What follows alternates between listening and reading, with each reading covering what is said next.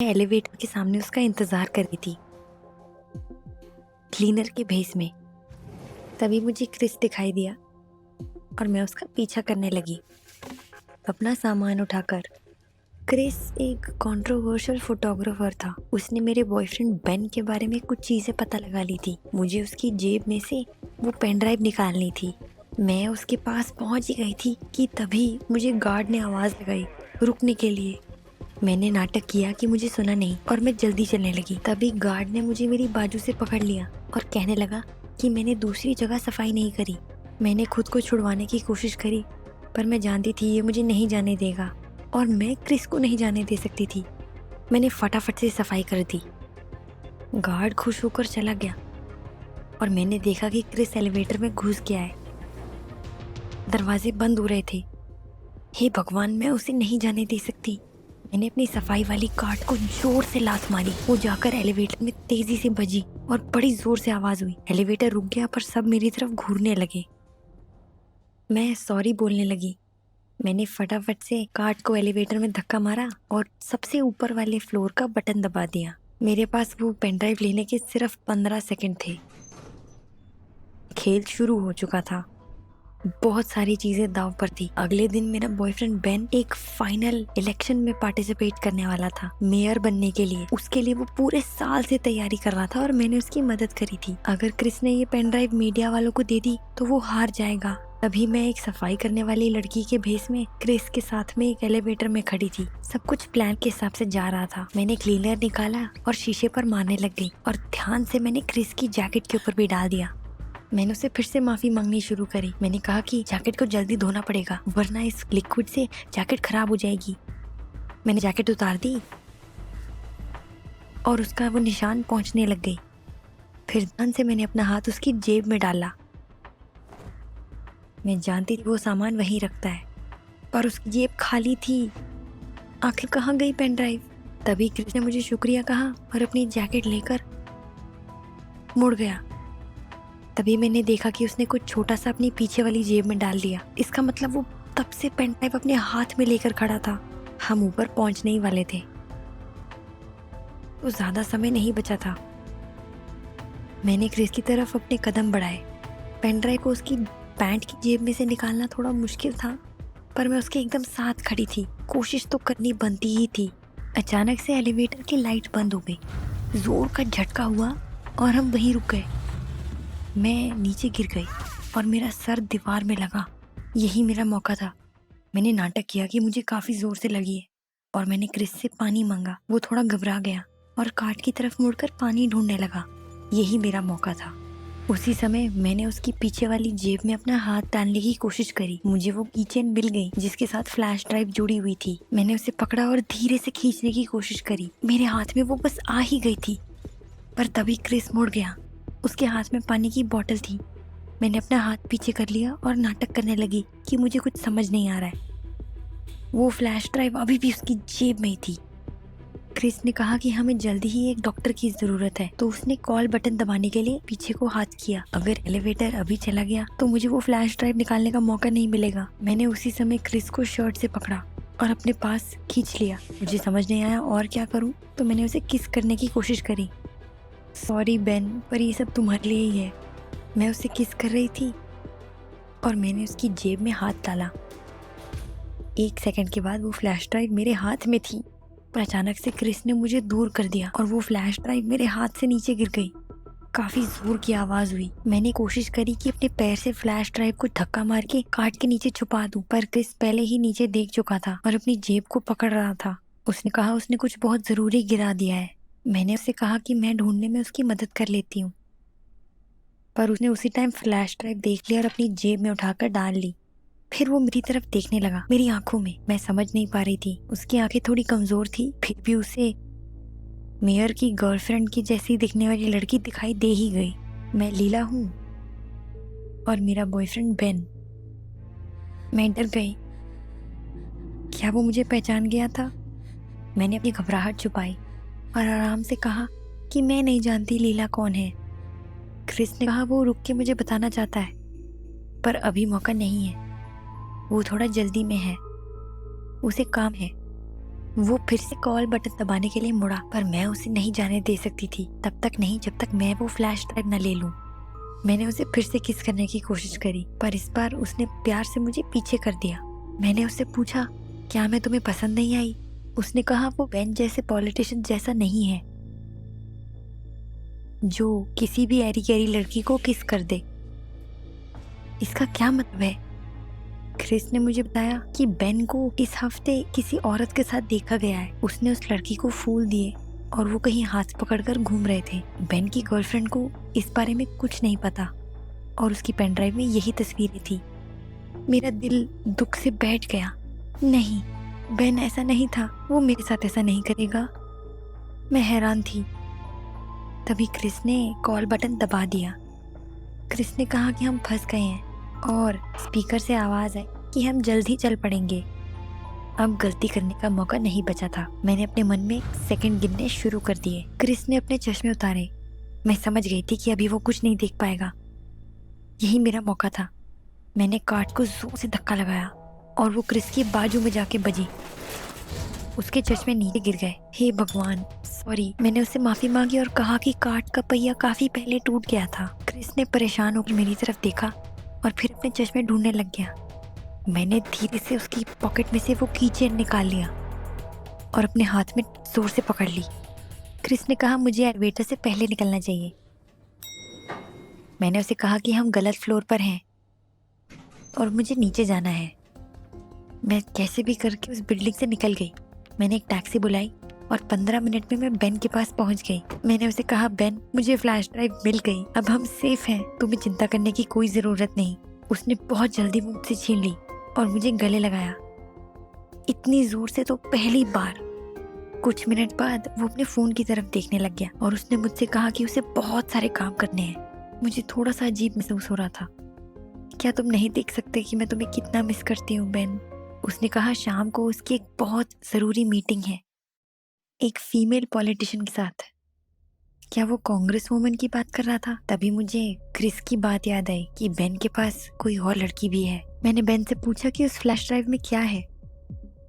तुमने मुझे अभी तक नहीं बताया। वो थोड़ा अजीब सा बर्ताव करने लग गया और उसने कहा कि उसमें बस कुछ डॉक्यूमेंट्स हैं जिनके बारे में मैं समझ नहीं पाऊंगी। मुझे एहसास हो गया कि वो मुझसे झूठ बोल रहा था।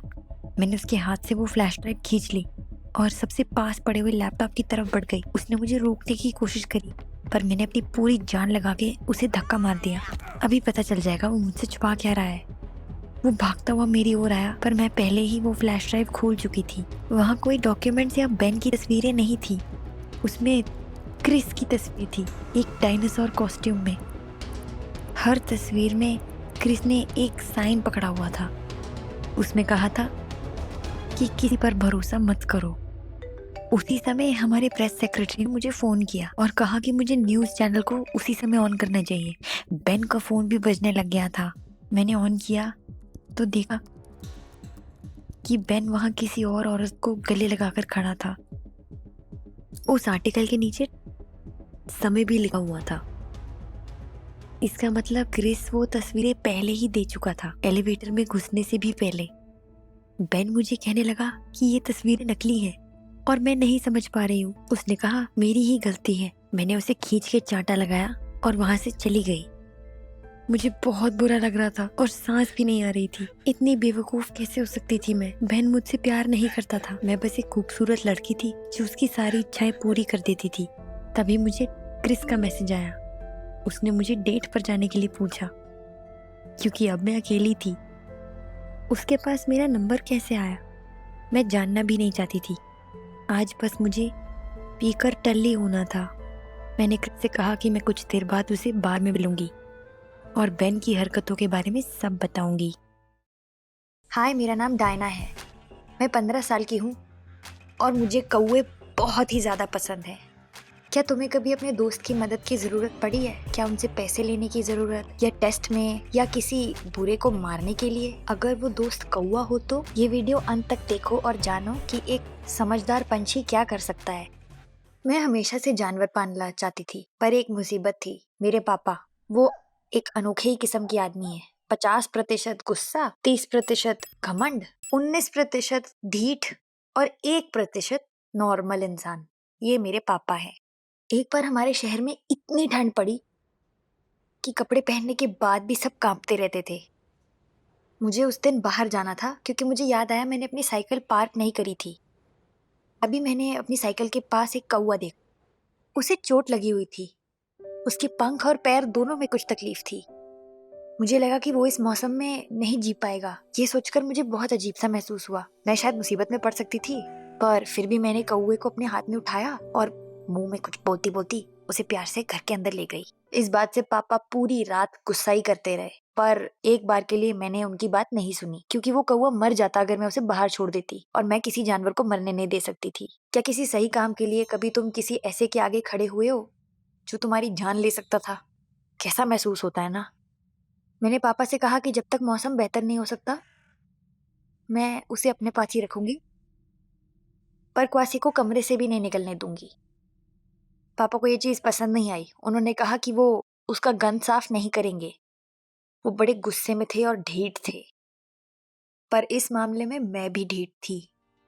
सर्दियों के दौरान मैं और क्वासी अच्छे दोस्त बन गए। जब वो ठीक हो गई और मैं उसे जंगल में छोड़ने गई तो मुझे तो रोना ही आ गया, पर मुझे उसे छोड़ना था क्योंकि वो अब ज्यादा ताकतवर थी और उड़ सकती थी, और पापा और गुस्सा होते जा रहे थे।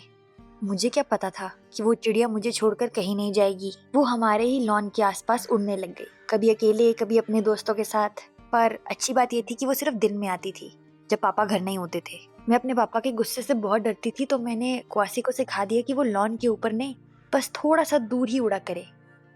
मैं उससे मिलने जाया करती थी, उनके साथ खेलती थी, खाना खिलाती थी और कभी कभी अपना होमवर्क कर लेती थी।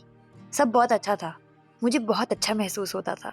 सारे कौवे मेरे आसपास घूमते थे और ऐसे ही 2 साल बीत गए। पर एक दिन गड़बड़ हो गई। मैं अपने कौवों से मिलने गई एक दिन और रमोना ने मुझे देख लिया। वो एक बेवकूफ बदतमीज अमीर लड़की थी। सब उसके आसपास घूमते रहते थे, वरना वो सबको बहुत परेशान करने लग जाती थी। वो कुछ लोगों के साथ थी और मेरी तरफ इशारा करके कहने लगी कि मैं कितनी बेवकूफ हूँ।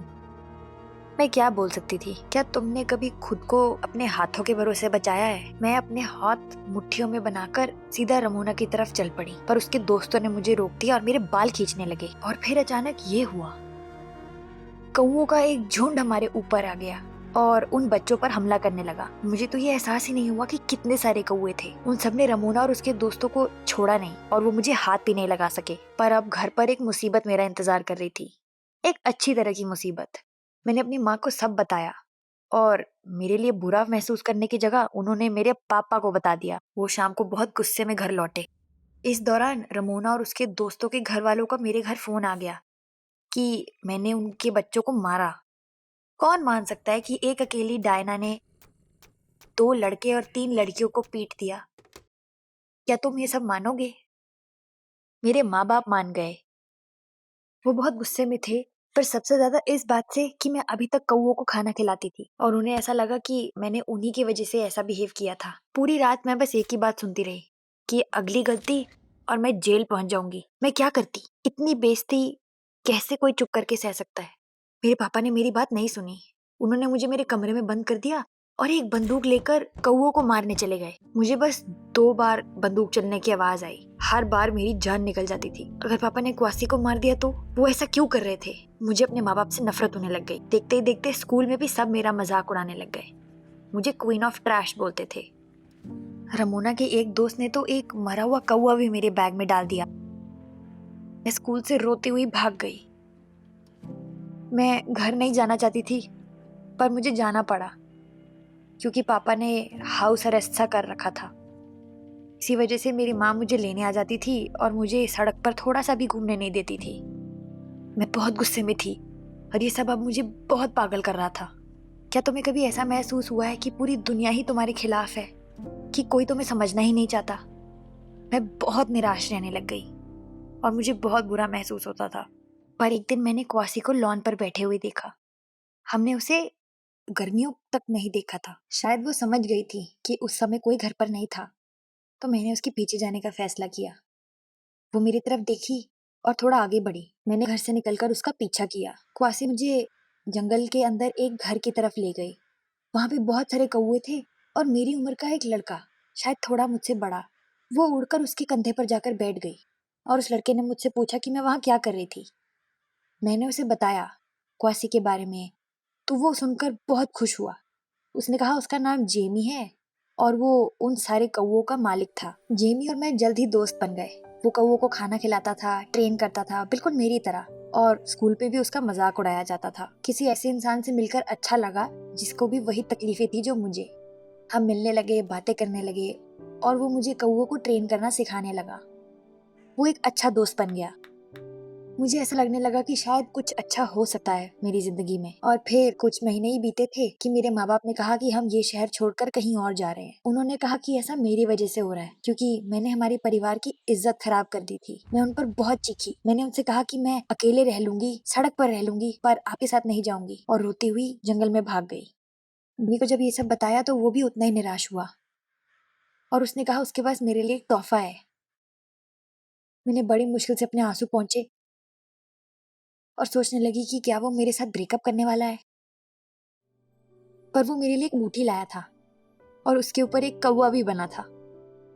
उसने कहा वो उसकी माँ की अंगूठी है और उनके लिए बहुत छोटी हो गई थी, तो उन्होंने मुझे देने के लिए उसे दे दी। वो मुझे कौवों का दोस्त बुलाती थी। मैं बहुत रोई और मैंने उससे वादा किया कि मैं उसे नहीं भूलूंगी और अंगूठी स्वीकार कर ली। कैसे मना करती। मुझे बहुत अच्छा लगा था और इससे मुझे उसकी याद भी आती। तुम क्या करते अगर तुम्हारे माँ बाप तुम्हारी जिंदगी एकदम पलट ही देते, तुमसे बिना पूछे? माँ बाप दोस्तों की तरह नहीं होते। तुम बस उनसे जाके सीधा लड़ नहीं सकते। वो हमेशा तुम्हारे ऊपर ही रहते हैं और तुम्हें उनकी बात माननी पड़ती है। मैंने उनके साथ जाने का फैसला किया, पर मैं कौवों और जेमी को कभी भूलने नहीं वाली थी। मैं कॉल की इंतजार करने लगी, चिट्ठी की, किसी भी चीज की। मैं सारा समय वो अंगूठी को देखती रहती थी और अपने सबसे अच्छे दोस्त और हमारे कौवों के बारे में सोचती रहती थी, पर कुछ नहीं हुआ। पर मैं भी इतनी आसानी से हार मानने वालों में से नहीं हूँ। 1 साल बाद मैं इस शहर में आई अपनी छुट्टियों में। मेरी स्कूल की एक सहेली ने मुझे अपने साथ रहने दिया और पहले ही दिन मैंने उसे कहा कि मैं जेमी से मिलने जा रही हूँ। तो उसने पूछा कौन जेमी? तो मैंने उसे कहा कि मेरा दोस्त जेमी। क्या बात है? लूसिया कुछ देर तक हिचकिचाई, पर फिर उसने मुझे एक बहुत बुरी खबर सुनाई जिसके बाद मैं खड़ी ही नहीं हो सकी। उसने मुझे बताया कि मेरे उस शहर से निकलने के कुछ ही महीने बाद जेमी अपने घर की छत पर चढ़ा उसे ठीक करने के लिए, और वहां से गिर गया और उसकी गर्दन टूट गई और वो मर गया। उसकी माँ ने भी शहर छोड़ दिया क्योंकि वो उस घर में नहीं रह पाई। मैं हैरान रह गई। तो इसलिए जेमी ने मुझे मैसेज नहीं किया या कोई चिट्ठी नहीं लिखी। मुझे पता होना चाहिए था और मुझे उससे मिलने आना चाहिए था। मैं पूरी शाम रात भर बस रोती रही और अगली सुबह अपनी साइकिल लेकर जेमी के पुराने घर में चली गई। सारे कौवे अभी भी वहां थे और सच में मुझे देखकर बहुत खुश थे। मैं अभी घर तक पहुंची भी नहीं थी कि सारे कौवे उड़कर मेरे आसपास आ गए और जोर जोर से आवाजें निकालने लगे, जैसे मुझसे पूछ रहे हो कि मैं इतना समय तक कहाँ थी। मैंने वो अंगूठी देखी, फिर आसमान की तरफ देखा। मुझे एहसास हुआ कि अगर कोई इंसान स्वर्ग नहीं जाता तो वो पक्का एक चिड़िया बन जाता होगा, और शायद जेमी मेरा सबसे अच्छा दोस्त इन्हीं कौवों में कहीं था। कुछ दिन बाद मैं अपने घर लौट गई, पर मैं अपने दोस्तों को बिल्कुल नहीं भूली। मैं इन चिड़ियों से हमेशा मिलने आया करूंगी जेमी की याद में। कुछ दिन पहले ही मेरी माँ ने अपने बर्ताव के लिए मुझसे माफ़ी भी मांगी। मैं नहीं जानती उन्होंने ऐसा क्यों किया, पर मैंने उन्हें बताया कि जब मैं ये छुट्टियों पर गई थी पहली बार मैं खुलकर रो पाई थी, और मेरे पापा, मैं उन्हीं की तरह ढीठ हूँ। शायद एक दिन वो भी मुझसे माफ़ी मांगेंगे, पर मुझे नहीं लगता कि वो दिन जल्दी आने वाला है। हाय, मेरा नाम लूसी है और मैं 17 साल की हूँ और मैं अपने दोस्त से अपने कान से ज़्यादा प्यार करती हूँ। अपने दोस्तों के लिए तुम क्या क्या बदलने के लिए तैयार हो? अपने कपड़े, अपने टेस्ट में जवाब, अपना बॉयफ्रेंड या अपने शरीर के हिस्से? ये वीडियो अंत तक देखो और जानो कैसे मैंने अपनी बेस्ट फ्रेंड के साथ अपने कान बदल लिए। ये सब तब शुरू हुआ जब हम हैलोवीन की तैयारी कर रहे थे। एबी और मैं, हमने अपने कॉस्ट्यूम्स बड़े ध्यान से चुने अपनी कॉलेज की पहली पार्टी के लिए। मैं सबके होश उड़ा देना चाहती थी, खासकर विलियम के। विलियम एक बहुत ही अच्छा लड़का था, पर उसकी नज़र इधर उधर भटकती रहती थी जैसे चिड़िया। मतलब कुछ बात हुई नहीं कि वो कहीं और देखने लगता था, और मैं, उसकी गर्लफ्रेंड, उसकी सारी अटेंशन खुद पर जाती थी। वो अगले साल शहर बदलकर किसी और जगह पढ़ने जा रहा है और मैं चाहती हूँ कि वो मुझे ऐसे याद रखे कि किसी और के बारे में सोचे ही ना। एबी, मेरी सहेली, उसके साथ मैंने बहुत समय देखा है, अच्छा और बुरा। हम बहनों जैसी हैं और एक दूसरे से सारी बातें शेयर करती हैं। बचपन में हम वही सेम कहानियां पढ़ते थे, साथ में एक ही टेबल पर बैठते थे, स्कूल में सेम च्युइंगम चबाते थे, सेम टीवी शोज, सब कुछ साथ करते थे। मुझे तो ऐसा समय भी याद है जब एक दिन हम कॉलेज गए थे, सेम हरे रंग की ड्रेस और काले रंग के जूते पहनकर। हम जुड़वा बहनें लग रही थी, खासकर पीछे से कोई देखता तो। और हमने यही कहानी याद रखी हैलोवीन के कॉस्ट्यूम चुनते हुए भी। हमें दोनों को एकदम से एक चुड़ैल का कॉस्ट्यूम बड़ा पसंद आ गया। वो बड़ा ही अच्छा लग रहा था और हमने उसे ट्राई किया देखने के लिए कि वो हम दोनों में से किसको पूरा आता है। और पता ये चला कि हम दोनों ही उसमें बहुत अच्छा लग रही थी। तो हमने सोचा कि हम एक जैसे ही 2 कॉस्ट्यूम लेकर एक ही पार्टी में 2 चुड़ैलों की तरह क्यों ना घूमें, है ना। हम ये कॉस्ट्यूम्स खरीद ही रहे थे कि एकदम से विलियम से टकरा गए चेकआउट पर। तुम समझ ही सकते हो, कुछ बुरा हुआ तो नहीं, पर तुम्हें लगता है कि अब कुछ बहुत ही बुरा होने वाला है। वो उसी समय हमारा मजाक उड़ाने लग गया। नहीं, उसने हमारी तारीफ नहीं करी, पर उसने कुछ कहा कि वो हमें कंफ्यूज नहीं करना चाहता। फिर उसने हंस के कहा कि वो एबी को कुछ ऐसे प्राइवेट बातें बताना चाहता था क्योंकि हम दोनों जुड़वा लग रही थी। मुझे उसे कोनी मारनी पड़ी चुप कराने के लिए। और सबसे बुरी चीज ये कि ये सारी बातें सुनकर एबी शर्माने लगी और हंसने लगी। कैसी दोस्त थी वो। विली के माँ बाप हैलोवीन के लिए शहर में नहीं थे, तो हम सब ने फैसला किया कि हम उसके घर पर पार्टी करेंगे और एबी और मैं उस पार्टी में आग लगा देंगे। हमारा मेकअप, कॉस्ट्यूम, हेयर स्टाइल सब सेम था। हमने कई लोगों को मिलकर डराया भी। फिर किसी ने कहा कि एबी के इयररिंग्स देखो, उसने भूत वाले पहने हैं और अब हम नहीं कंफ्यूज होंगे कि कौन कौन है। अरे यार, हमारा प्लान खराब हो रहा था क्योंकि हमारे इयररिंग्स अलग थे। एबी ने इसका भी जुगाड़ निकाल लिया। उसने कहा कि हम चुपके से एक दूसरे को अपने इयररिंग्स दे देंगे और किसी को पता नहीं चलेगा। ये अच्छा आइडिया था ना, या नहीं?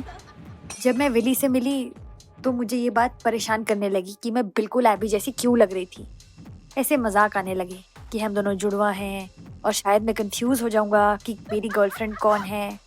ये सारी बातें मैंने कोशिश की कि मैं इस पर ध्यान ना दूं, पर मेरे पेट में अजीब सा महसूस हो रहा था। मुझे मेरा मूड खराब हो चुका था और मेरे बारे में अच्छा सोचने की जगह वो जुड़वा लड़कियों के बारे में सपने ले रहा था। एबी इस बात पर हंस रही थी, पर मुझे गुस्सा चढ़ रहा था। मैं उन दोनों को साथ में नहीं देख सकती थी। एक कद्दू के कपड़ों में लड़का आया और उसने मुझे बोला कि एबी, क्या तुम मेरे साथ चलोगी? तो मैंने उसे सड़ के बोला कि मैं एबी नहीं हूँ, तो वो हंसने लग गया। काश कोई विली को बताए कि वो उसकी गर्लफ्रेंड नहीं थी जिसके साथ वो घूम रहा था, वो किसी और के साथ हरकतें कर रहा था। मेरा दिल बैठ गया। उस कद्दू के दोस्त ने मुझे कहा कि वो सिर्फ ये बातें बना रहा था और एबी और विली सिर्फ बातें कर रहे थे और कुछ नहीं। पर अब मुझे ये सोच कर भी डर लगने लग गया था। मैं उन्हें ढूंढने लगी और मैंने एबी को डांस फ्लोर पर देखा। वो नाच रही थी, पर वहाँ विली नहीं था। ये अच्छी बात थी, अब मैं उसे ढूंढ लूंगी और थोड़ा शांत हो जाऊंगी, क्योंकि अभी तक मैं बहुत परेशान होने लग गई थी। पर लड़कों को तो आप जानते ही हो, जो आप सोचते हो वो अक्सर हो नहीं पाता। मैं उसे ढूंढने लगी और जैसे ही एक जगह पहुंचती थी, मुझे पता चलता था कि वो 1 मिनट पहले ही वहाँ खड़ा था और अभी अभी निकल के कहीं गया है। अंत में मैं थक हार कर पूरा घर घूम के वहीं पहुंच गई जहाँ से मैं शुरुआत करी थी। फिर मैं सीधा एबी के पास चली गई। सोचा थोड़ा डांस ही कर लेती। इसके बाद कुछ ऐसा हुआ जिससे मेरे होश उड़ गए। विली एकदम से वहाँ दिखाई दिया और मैंने उसकी तरफ अपना हाथ हिलाया, पर उसने मुझे नहीं देखा।